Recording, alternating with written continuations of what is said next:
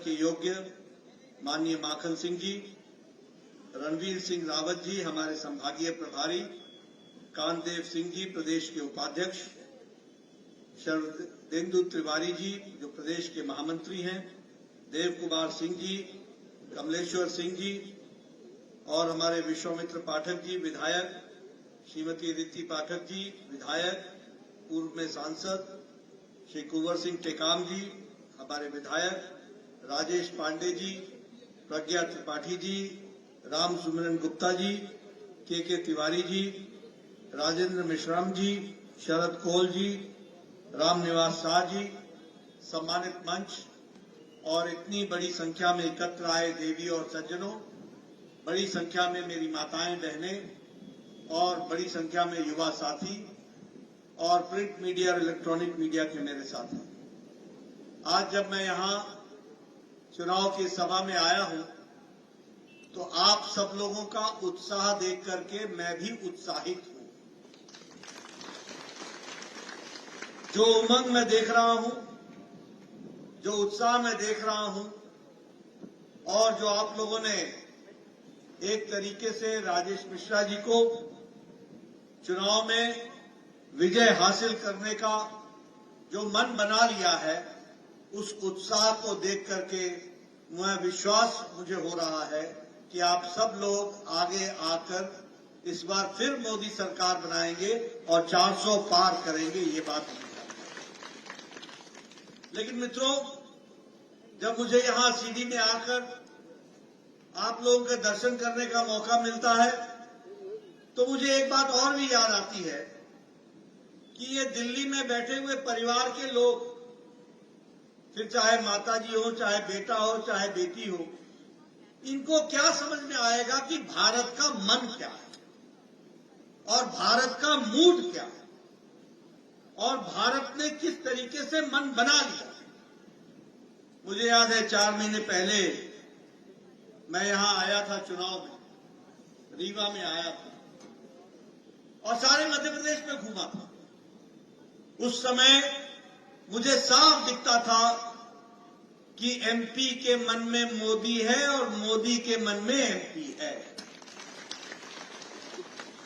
और आज भी मुझे दिख रहा है कि एमपी के मन में और देश के मन में मोदी है और मोदी के मन में देश है और एमपी है, ये हमको ध्यान रखना है।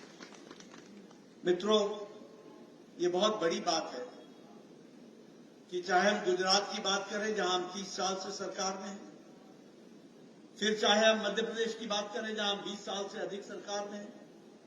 अभी अभी आपने हमारे विधायक जी बता रहे थे यहां के प्रत्याशी के बारे में कि वो लड़ रहे हैं लोकसभा विधानसभा, जीते नहीं, ऐसी परिस्थिति में चुनाव लड़ रहे हैं। लेकिन कुल मिलाकर के एक बात सामने आई है जो आप लोगों को भी ध्यान में रखना चाहिए।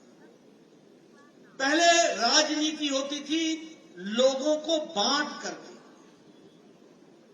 कांग्रेस पार्टी ने लंबे समय तक भाई को भाई से बांटा।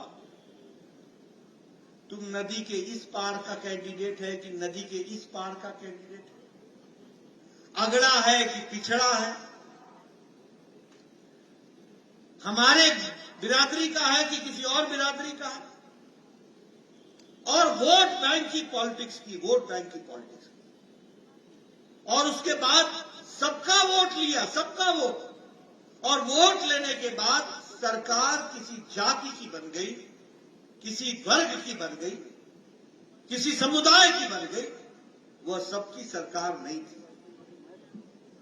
लेकिन मोदी जी ने पिछले 10 सालों में भारत की राजनीति की परिभाषा बदल डाली। अब न जात पर न पात पर, अब जब परिभाषा बदली तो क्या बदली? क्या वोट बैंक की पॉलिटिक्स नहीं चलेगी? अब लोगों को गुमराह करके पॉलिटिक्स नहीं चलेगी। अब जातियों में और वर्ग में बांट करके राजनीति नहीं होगी। अब राजनीति होगी तो वो विकास की राजनीति होगी और रिपोर्ट कार्ड की राजनीति। अपना काम बताओ, क्या काम किया है, और उस काम के आधार पर तुम्हारे बारे में तय होगा। इस तरीके का हमको देखने को मिला है। मैं यहां आपके साथ जब चर्चा कर रहा हूं तो मुझे खुशी है।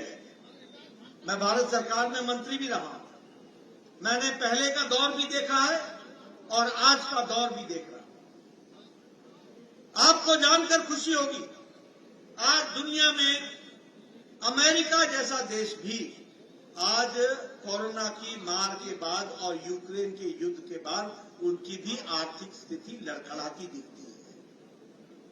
आज सारे यूरोप की आर्थिक स्थिति लड़खड़ा रही है, आज जापान की आर्थिक स्थिति भी लड़खड़ा रही है, आज ऑस्ट्रेलिया की भी आर्थिक स्थिति लड़खड़ा रही है। लेकिन इंटरनेशनल मॉनिटरी फंड जो आर्थिक दृष्टि से सबसे बड़ा संगठन है, उसको अगर कोई उगता सूरज और ब्राइट फ्यूचर दिखता है तो वो भारत दिखता है और भारत मजबूती से खड़ा है। ये मोदी जी की, हम 11वें नंबर की अर्थव्यवस्था थे, भारत दुनिया में 11वें नंबर पर खड़ा था। आज भारत 5वें नंबर की अर्थव्यवस्था बन गया, 5वें नंबर।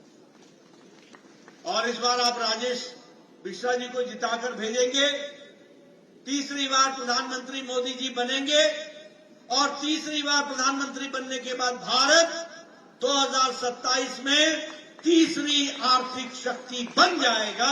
इसका आपको हमको अंदाज है। मित्रों, आप लोगों ने सुना होगा ये गाड़ियों के बारे में, ये टोयोटा, ये डैटसन, ये जापान के बारे में। आज ऑटोमोबाइल मार्केट में भारत ने जापान को पछाड़ दिया है और भारत दूसरे नंबर पर, तीसरे नंबर पर खड़ा है। अब हमारे से आगे सिर्फ अमेरिका और चाइना है, तीसरे पर भारत खड़ा है। आपके हाथ में मोबाइल है, सबके हाथ में। 10 साल पहले यही मोबाइल पर लिखा होता था मेड इन चाइना, आज आपके मोबाइल पे लिखा है मेड इन इंडिया। ये फर्क है।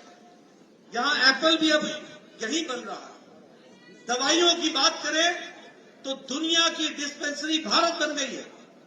सबसे सस्ती दवा और सबसे असरदार दवा अगर कोई बना रहा है तो हमारे भारत के उद्योगपति बना रहे हैं और दुनिया में एक्सपोर्ट हो रहा है। इसको हमको समझना चाहिए। आज 138% हमारा एक्सपोर्ट बढ़ गया दवाइयों का, 106% हमारा एक्सपोर्ट बढ़ गया पेट्रोकेमिकल्स का। और उसी तरीके से आपको जानकर बड़ा आश्चर्य होगा, सुनाना जरूरी है। 10 साल पहले हमारे गणेश जी भी चाइना से आते थे।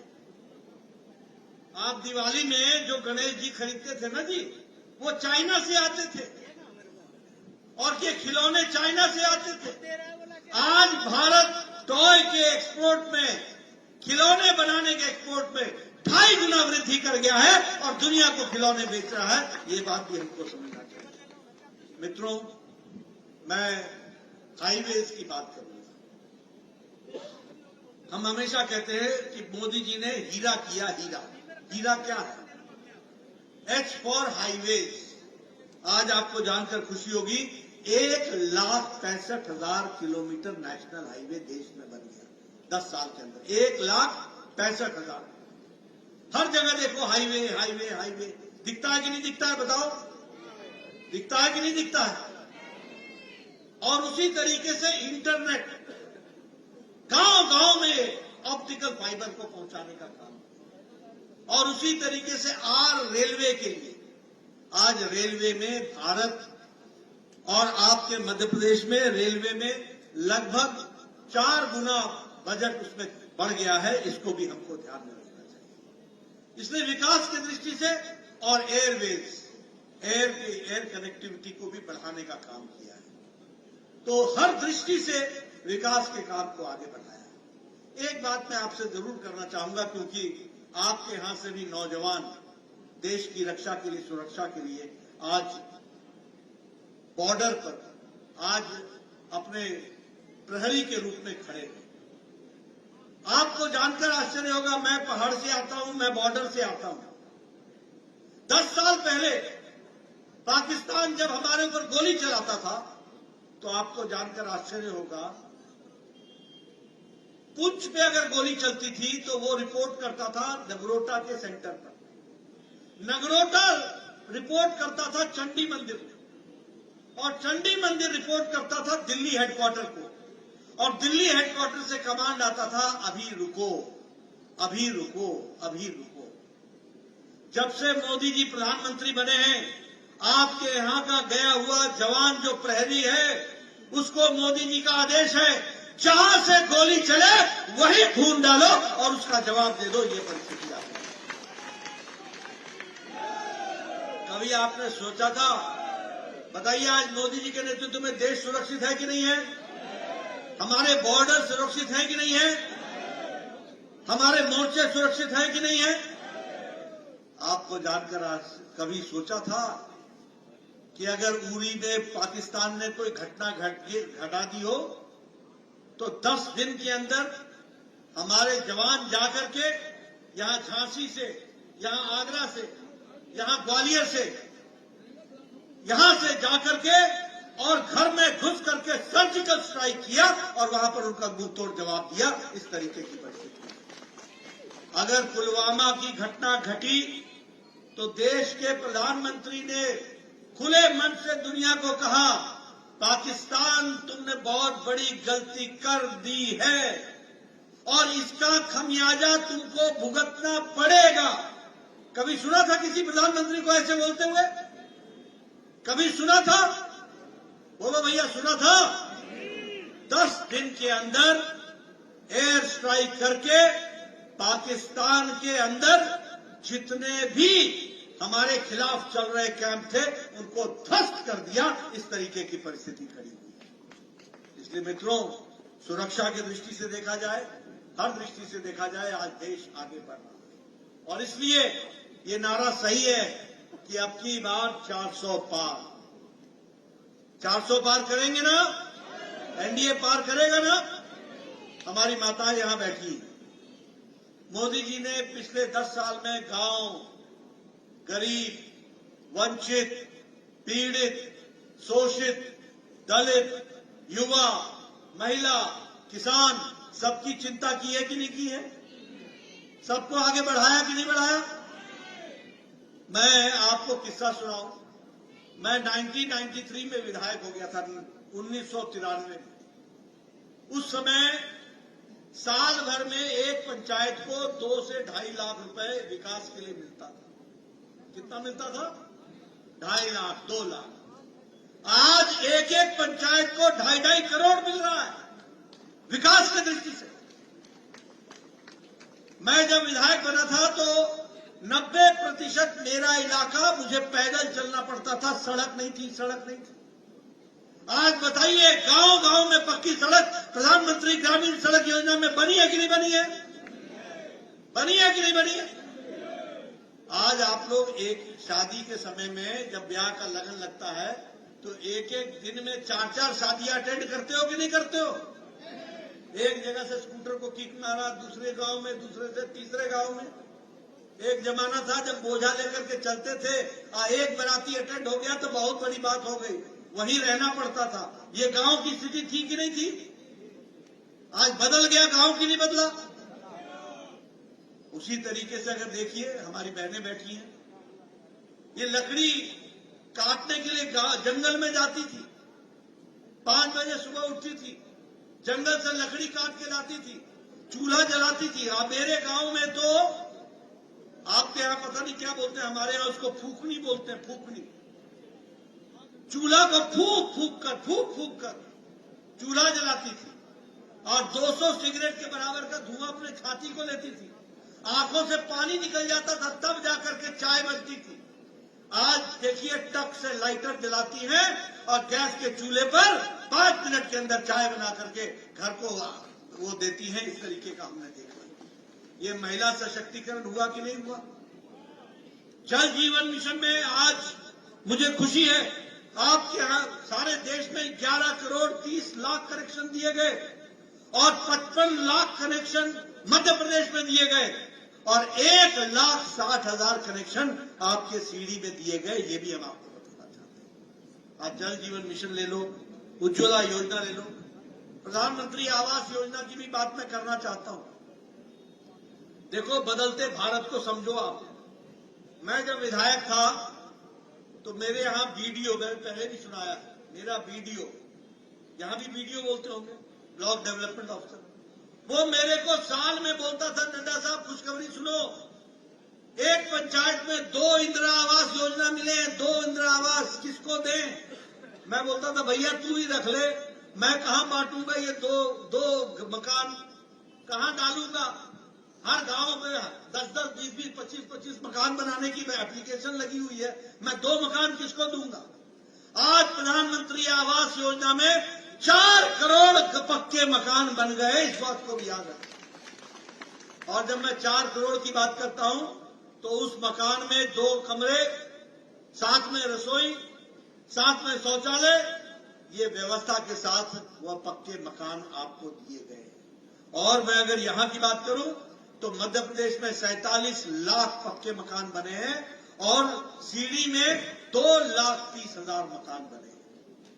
आप बताइए ये अंतर आया कि नहीं आया?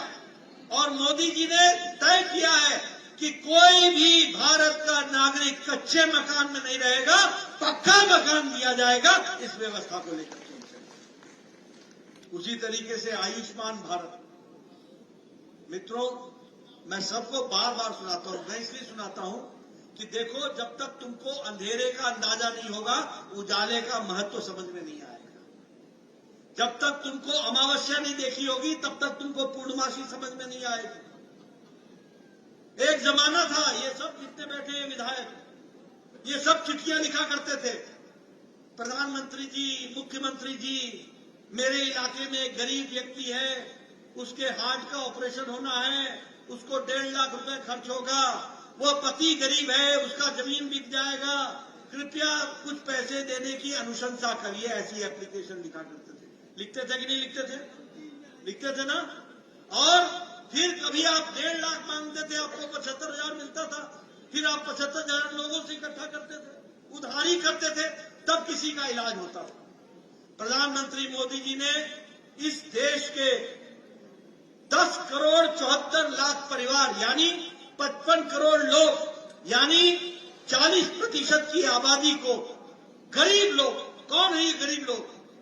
रिक्शा वाला, ठेला वाला, सब्जी वाला, बस का ड्राइवर, बस का कंडक्टर, ट्रक का ड्राइवर, ट्रक का क्लीनर, ऑटो ड्राइवर, लिफ्ट का चलाने वाला व्यक्ति, ये पोकलेन चलाने वाला व्यक्ति, ऐसे गरीब लोग जो बाल काटने वाला है, ऐसे गरीब लोग जिनका कोई इलाज की व्यवस्था नहीं थी, उसको आयुष्मान भारत में मोदी जी ने 55 करोड़ लोगों को हर साल 5 लाख रुपए उनकी गंभीर बीमारी से लड़ने का इलाज करेगा। इसलिए गांव, गरीब, वंचित किसानों की बात करो, हर महीने किसानों को 2,000 रुपए मिल रहा है कि नहीं मिल रहा है?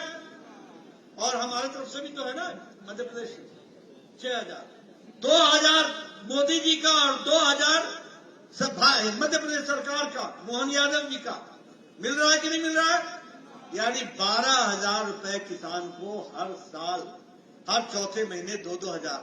और बीच में कोई बिचौलिया नहीं है, ऊपर मोदी जी है, नीचे मोहन यादव है, और यहां पर सीधे आपके खाते में वो पैसा ट्रांसफर हो रहा है। इस तरीके की व्यवस्था हुई है। इसलिए और मैं बताऊंगा आपको कि 11 करोड़ 78 लाख किसान हैं और मध्य प्रदेश के 80 लाख किसान हैं जिनको ये मिला है, और इस तरीके से विकास हो रहा है। जब मैं ये बोलता हूं कि मोदी के मन में एमपी और एमपी के मन में मोदी है, तो सिर्फ भाषण नहीं दे रहा। आपको जानकर खुशी होगी, राजेंद्र जी बैठे हैं, शुक्ला जी को मालूम है कि आज मध्य प्रदेश का बजट मोदी जी ने टैक्स के डिवोल्यूशन का 4 गुना बढ़ा दिया है, 4 गुना ज्यादा मध्य प्रदेश को मिल रहा है। और उसी तरीके से ग्रांट इन एड, जो आपको ग्रांट मिलती है मदद के रूप में, वह भी 4 गुना बढ़ा दिया गया है। मैंने कहा रेल का इंफ्रास्ट्रक्चर, मैं क्षमा करिएगा मैंने 9 गुना बताया था, रेल का इंफ्रास्ट्रक्चर मध्य प्रदेश में 24 गुना बढ़ गया है, 24 गुना बढ़ गया। और उसी तरीके से वंदे भारत ट्रेन हो, चाहे अमृत भारत के तहत स्टेशन का निर्माण हो, हर दृष्टि से काम को आगे बढ़ाने का काम हुआ है। और आप ये भी जानते हैं कि लाडली बहना योजना, लाडली लक्ष्मी योजना, ये चल रही है कि नहीं चल रही है? लखपति बेटियां आ रही है कि नहीं? और वो पढ़ रही है कि नहीं? उनका काम विकास की दृष्टि से आगे बढ़ रहा है कि नहीं? परिवार को ताकत मिली कि नहीं? ये सारी बातें इस योजना के तहत हम लोगों को मिली।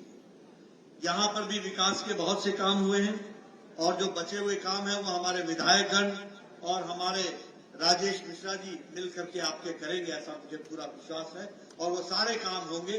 अभी अभी राजेंद्र शुक्ला जी ने बताया कि कोड ऑफ कंडक्ट लगने के पहले 1000 करोड़ रुपए का सिंचाई की योजना आपके इलाके के लिए पारित कर दी। 1000 करोड़, आप समझिए 1000 करोड़ में कितना विकास होगा और कैसे किसानों की खेतों में हरियाली पहुंचेगी, इसकी भी हमको चिंता करनी चाहिए। एक तरफ मैंने आपको ये कहानी बताई, जिस कहानी में विकास में मोदी जी का योगदान, हमारे मोहन जी का योगदान, राजेंद्र शुक्ला जी का योगदान, हमारे विधायक महोदय का योगदान, ये सारी बातें आपके सामने मैंने रखी। लेकिन आपने देखा होगा कि ये दिल्ली में बैठे हुए कुछ हमारे विपक्षी नेता, ये जो घमंडिया गठबंधन है, ये जो इंडी अलायंस है, ये बौखला गए हैं।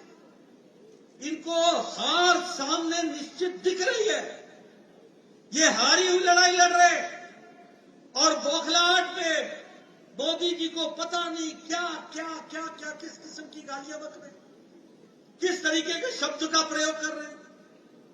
कल मीसा भारती ने यह कह दिया कि हमारी सरकार आएगी तो मोदी जी को जेल भेज देगी। अरे मोदी जी 12 साल मुख्यमंत्री रहे, 10 साल प्रधानमंत्री रहे, एक दाग नहीं है, देश की सेवा की, भारत को अपना घर समझ करके परिवारजनों की सेवा की, और इस तरीके की भाषा मीसा भारती, ये लालू यादव की बेटी बोलती है। आप बताइए लालू यादव बेल पर है कि नहीं है? बोलो भैया, बेल पर है कि नहीं है? आप बताइए राबड़ी देवी बेल पर है कि नहीं है? आप बताइए इनके परिवार पर भ्रष्टाचार के आरोप है कि नहीं है? जमीन के बदले नौकरी का घोटाला किया कि नहीं किया? मवेशी का चारा खा गए कि नहीं खा गए? ऐसे लोग इस तरीके की भाषा बोले ऐसी भाषा मंजूर है क्या? सारा देश मोदी जी के साथ खड़ा है ना? सारा देश मोदी जी के साथ खड़ा है। ये जो इंडी अलायंस है, ये जो गठबंधन है, ये दो बातों का गठबंधन है। एक, मोदी जी कहते हैं भ्रष्टाचार हटाओ, और ये सब कहते हैं भ्रष्टाचारियों को बचाओ।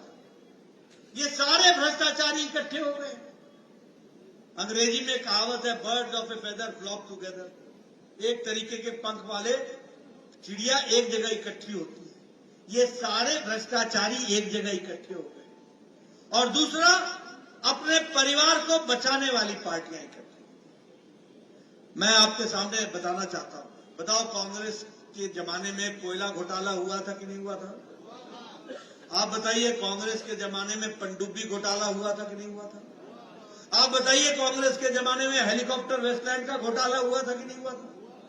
आप बताइए कांग्रेस के जमाने में चीनी घोटाला हुआ था कि नहीं हुआ था? चावल घोटाला हुआ था कि नहीं हुआ था? कॉमनवेल्थ गेम्स का घोटाला हुआ था कि नहीं हुआ था? 2G 3G का घोटाला हुआ था कि नहीं हुआ था? कांग्रेस ने न अंतरिक्ष छोड़ा, न वायु छोड़ा, न धरती छोड़ी, न पाताल छोड़ा। तीनों लोक में भ्रष्टाचार किया, तीनों लोक में भ्रष्टाचार। अब आप बताइए, ये जो अखिलेश यादव है, समाजवादी पार्टी, आपके पड़ोस उत्तर प्रदेश का, इसने ये लैपटॉप का घोटाला किया कि नहीं किया? गोमती फ्रंट में घोटाला किया कि नहीं किया? अलकतरा घोटाला हुआ कि नहीं हुआ? लालू ने चारा घोटाला किया कि नहीं किया? आप बताइए ममता के मंत्रियों ने टीचर की भर्ती में घोटाला किया कि नहीं किया? राजस्थान की गहलोत की सरकार थी तो भर्ती घोटाला हुआ था कि नहीं हुआ था? आप बताइए ये हमारे केसीआर, केटीआर, इन्होंने शराब का घोटाला किया कि नहीं किया? आप बताइए केजरीवाल ने शराब का घोटाला किया कि नहीं किया? दवाई का घोटाला किया कि नहीं किया? ये सब गठबंधन जितने भी हैं, ये सारे, ये जेएमएम ने लैंड का घोटाला किया, जमीन का घोटाला किया कि नहीं किया?